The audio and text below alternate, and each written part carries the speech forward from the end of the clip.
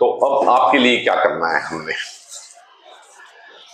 अब बिल्कुल सदके इलाज चलेगा इससे, और समय समय पे आपको इंप्रूवमेंट मिलेगा उसका, ठीक है, जैसा होना चाहिए।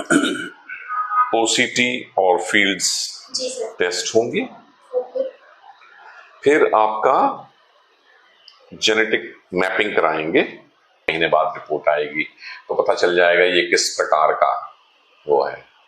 कहीं इसमें ये उन 4 में से कोई एक प्रकार का निकल आया जिनका पूरा इलाज अवेलेबल है तो आपका सौभाग्य है, नहीं होगा तो कम से कम हमें पता चल जाएगा ये किस तरह से आपके आगे की पीढ़ियों को अफेक्ट करेगा। बच्चे हैं आपके? जी, 2 लड़की हैं। 2 लड़कियां हैं, कितनी उम्र है उनकी? एक को 16 साल की है और एक 11 साल की है। अगले विजिट पे उन दोनों को जरूर लाइए, उनको कुछ परेशानी है तो भी, नहीं है तो भी। जी, ठीक है।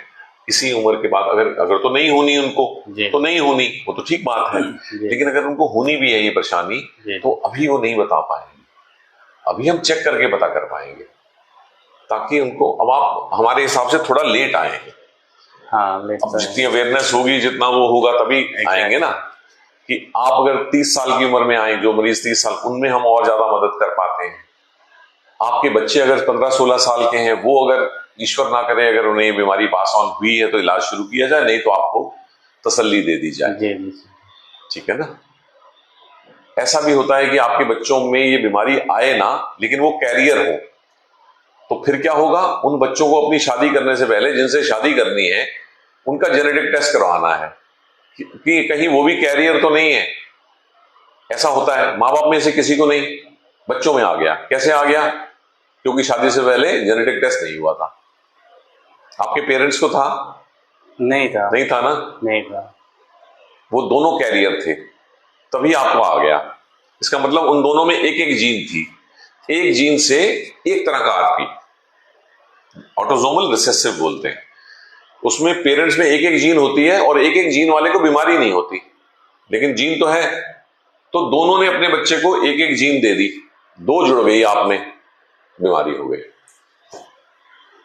अब आपके बच्चे, आप जैसे मानते, चलो कोई कह रही मेरे बच्चे तो 30 साल के हो गए, उन्हें तो कोई भी सिम्टम नहीं है डॉक्टर साहब, हमें खुद ही पता है नहीं है बीमारी।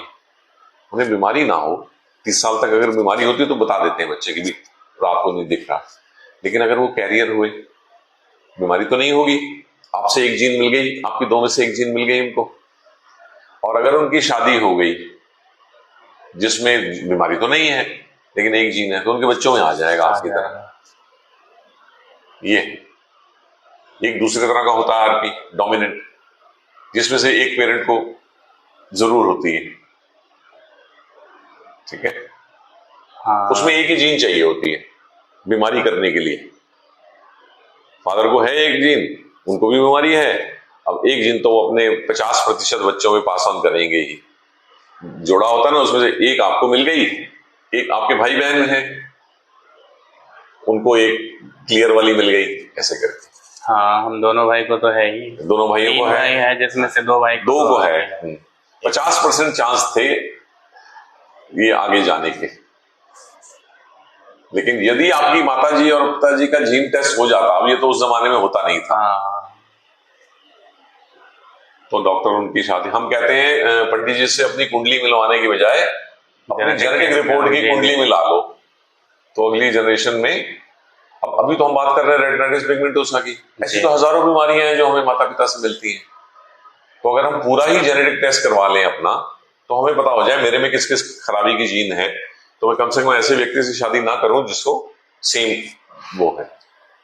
ये तरीका। इसी भावना से चलेंगे, समझ की नीयत से करेंगे, धीरे धीरे आएगा फर्क, ठीक। कागज पे भी आएगा, टेस्ट पे भी आएगा, आपको भी पता चलेगा। लो जी, ठीक नहीं, चले अभी मिल लेते हैं। ये मेरा एक रिचुअल है मरीज तक अपनी भावनाएं पहुंचाने का। कोई वाकई में काम धंधा अलग है, प्रोफेशन मेरा है डॉक्टरी, लेकिन भावनाएं जो हैं वो इंसानियत वाली लगा के चलेंगे तो नतीजा कुछ और ही आएगा, है ना। उम्मीद से ही आते हैं लोग। बिल्कुल, जितना जितना सत्य है, जितना जितना हो सकता है, कोई जादू नहीं होगा, ट्रीटमेंट होगा जो है। जो दवाइयां साइंटिस्ट है, मैं थोड़ी बनाता हूँ दवाइयां, या मैं तो इजाद तो नहीं कर सकता ना, मैं तो सारा दिन मरीज देखता हूँ।